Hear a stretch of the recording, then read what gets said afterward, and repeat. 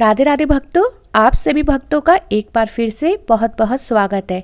आज हम सुनेंगे उत्पन्ना एकादशी की कथा।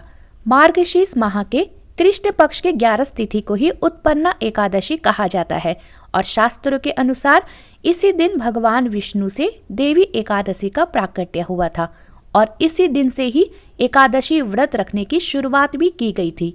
व्रतों में सर्वाधिक महत्वपूर्ण एकादशी का व्रत होता है, इसीलिए इसे व्रतराज भी कहा गया है। उत्पन्ना एकादशी का व्रत आरोग्यता, संतान प्राप्ति और मोक्ष प्राप्ति कराने वाला होता है। जो भी लोग इस शुभ दिन पर उपवास करते हैं उनके सभी पाप नष्ट हो जाते हैं और उन्हें भगवान विष्णु का सानिध्य प्राप्त होता है। तो चलिए अब सुनते हैं उत्पन्ना एकादशी की कथा। भगवान श्री कृष्ण के वचन सुन अर्जुन ने कहा कि हे प्रभु, आपने इस एकादशी व्रत के पुण्यों को अनेक तीर्थों के पुण्यों से श्रेष्ठ और पवित्र क्यों बताया है? कृपा करके ये सब आप विस्तार पूर्वक कहिए। तब भगवान श्री कृष्ण बोले, हे पार्थ, सतयुग में एक समय महाभयंकर दैत्य हुआ था। उसका नाम मूर था। उस दैत्य ने इंद्र आदि देवताओं पर विजय प्राप्त कर उन्हें उनके पद से हटा दिया। तब इंद्र ने भगवान शिव से प्रार्थना की कि हे भगवान शिव, हम सब देवता मूर नामक दैत्य के अत्याचारों से दुखित हो मृत्यु लोक में अपना जीवन व्यतीत कर रहे हैं। राक्षसों के भय से हम बहुत दुख और कष्टों को भोग रहे हैं। मैं स्वयं बहुत दुखी और भयभीत हूँ, तो अन्य देवताओं की तो बात ही क्या है। अतः हे भोलेनाथ, आप कृपा कर मूर दैत्य के अत्याचारों से बचने का कोई उपाय बताइए। देवराज इंद्र की प्रार्थना सुन भगवान शिव ने कहा कि हे देवराज इंद्र, आप भगवान श्री हरि के पास जाइए। मधु कैटभ का संहार करने वाले भगवान विष्णु तुम लोगों को अवश्य ही भय से मुक्त करेंगे। भगवान शिव के आदेशानुसार इंद्र और सभी देवता क्षीर सागर गए, जहां पर भगवान विष्णु शेष सैया पर विराजमान थे। इंद्र सहित सभी देवताओं ने भगवान विष्णु के समक्ष उपस्थित होकर उनकी स्तुति की और बोले, हे तीनों लोकों के स्वामी, आप स्तुति करने योग्य है। हम सभी देवताओं का आपको कोटि कोटि प्रणाम है। हे दैत्यों के संहारक, हम आपकी शरण में हैं। आप हमारी रक्षा कीजिए। हे त्रिलोकपति, हम सभी देवता दैत्यों के अत्याचारों से भयभीत होकर आपकी शरण में आए हैं। इस समय दैत्यों ने हमें स्वर्ग से निकाल दिया है और हम सभी देवता बड़ी ही दयनीय स्थिति में मृत्यु लोक में विचरण कर रहे हैं। अब आप ही हमारे रक्षक हैं, रक्षा कीजिए। हे श्री हरि, हे जगन्नाथ, हमारी रक्षा करे। देवताओं की करुण पुकार को सुनकर भगवान श्री हरि बोले, हे देवगणों, वह कौन सा दैत्य है जिसने देवताओं को जीत लिया है? आप सभी देवगण किसके भय से पृथ्वी लोक में भटक रहे हैं? क्या वह दैत्य इतना बलवान है जिसने इंद्र सहित सभी देवताओं को जीत लिया है? तुम निर्भय होकर मुझे सब हाल बताओ। भगवान विष्णु के इन स्नेहमयी वचनों को सुनकर देवराज इंद्र ने कहा, हे प्रभु, प्राचीन काल में ब्रह्म वंश में उत्पन्न हुआ नारी जंगम नाम का एक असुर था, जिसका मूर नाम का एक पुत्र है।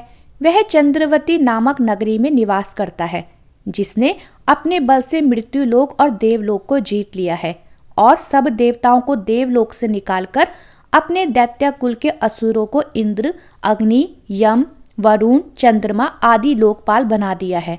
वह स्वयं सूर्य बनकर पृथ्वी को तापता है और स्वयं मेघ बनकर जल की वर्षा करता है। इसलिए हे प्रभु, आप इस भयानक बलशाली असुर का संहार करके देवताओं की रक्षा करें। देवराज इंद्र के मुख से ऐसे वचन सुन भगवान श्री विष्णु बोले, हे देवताओं, मैं आपके शत्रु का शीघ्र ही संहार करूंगा। आप सब इसी समय मेरे साथ चंद्रवती नगरी चलिए। देवताओं की पुकार पर भगवान विष्णु देवताओं को साथ लेकर तुरंत ही चंद्रवती नगरी को चल दिए।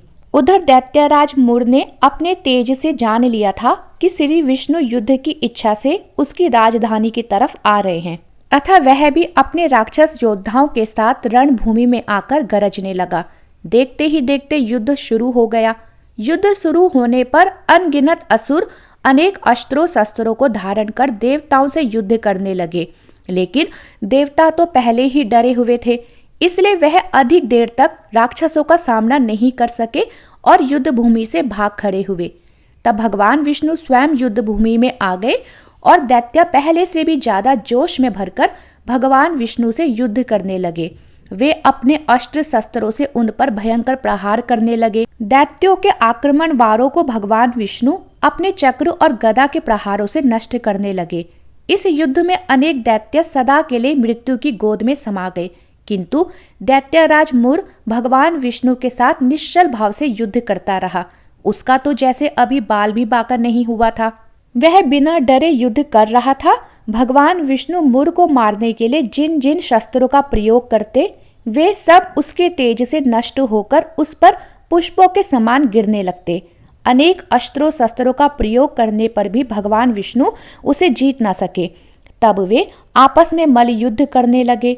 भगवान विष्णु उस असुर से देवताओं के लिए सहस्त्र वर्षों तक युद्ध करते रहे, किंतु उस असुर से जीत न सके। अंत में भगवान विष्णु शांत होकर विश्राम करने की इच्छा से बद्रिकाश्रम स्थित 38 कोस लंबी एक द्वार वाली हिमवती नाम की एक गुफा में प्रवेश कर गए। हे अर्जुन, उस गुफा में प्रभु ने शयन किया।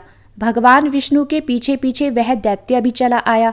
भगवान विष्णु को सोता देखकर वह उन्हें मारने के लिए तैयार हो गया। वह सोच रहा था कि मैं आज अपने चिर शत्रु को मारकर हमेशा हमेशा के लिए निष्कंटक हो जाऊंगा, परंतु उसकी यह इच्छा पूर्ण न हो सकी, क्योंकि उसी समय भगवान विष्णु के शरीर से दिव्य वस्त्र धारण किए हुए एक अत्यंत मोहिनी कन्या उत्पन्न हुई और दैत्यराज मुर को ललकार कर उसके साथ युद्ध करने लगी। उस कन्या को देखकर उस राक्षस को घोर आश्चर्य हुआ और वह सोचने लगा कि यह ऐसी दिव्य कन्या कहाँ से उत्पन्न हुई, और फिर वह असुर उस कन्या से लगातार युद्ध करता रहा। कुछ समय बीतने पर उस कन्या ने क्रोध में आकर उस दैत्य के अस्त्र शस्त्रों के टुकड़े टुकड़े कर दिए। अब तो उस दैत्य को बड़ा ही क्रोध आया और वह सारी मर्यादा भंग करके उस कन्या के साथ मल्ल युद्ध करने लगा।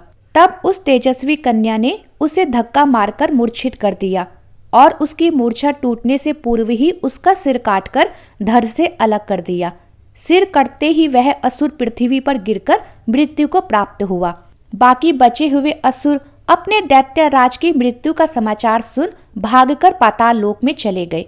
भगवान विष्णु जब निद्रा से जागे तो असुर को मरा हुआ देखकर उन्हें घोर आश्चर्य हुआ और वे सोचने लगे कि इस महाबली को किसने मारा है।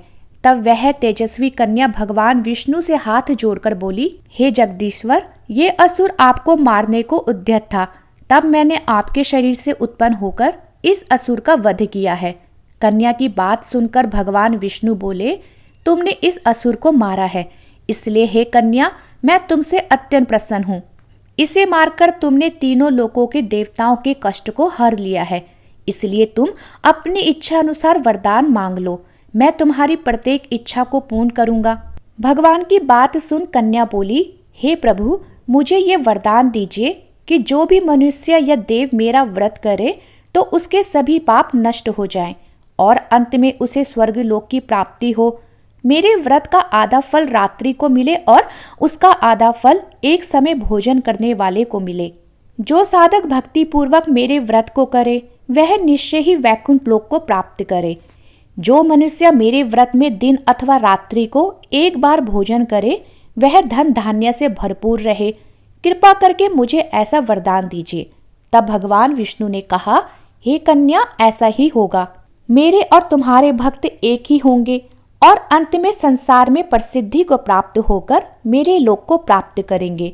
हे कल्याणी, तुम एकादशी के दिन पैदा हुई हो, इसलिए तुम्हारा नाम भी एकादशी हुआ, और क्योंकि तुम मेरे अंश से उत्पन्न हुई हो इसलिए संसार में तुम उत्पन्ना एकादशी के नाम से जानी जाओगी। तथा जो भी मनुष्य इस दिन व्रत करेंगे उनके समस्त पाप नष्ट हो जाएंगे।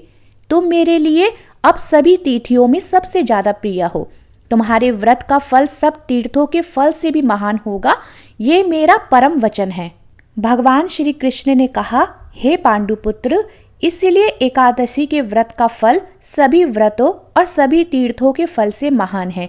एकादशी का व्रत करने वाले मनुष्य के शत्रुओं का मैं जड़ से नाश कर देता हूँ और व्रत करने वालों को मोक्ष प्रदान करता हूँ।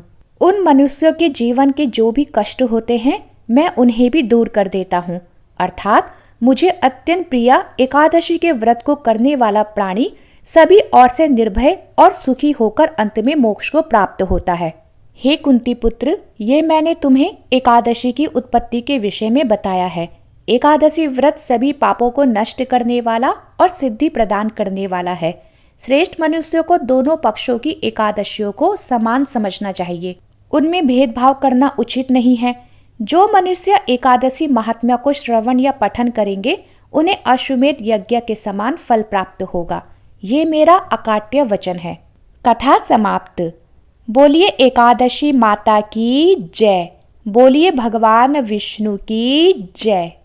भक्तों, अगर आपको वीडियो पसंद आई हो तो चैनल को लाइक, शेयर और सब्सक्राइब करना ना भूलें।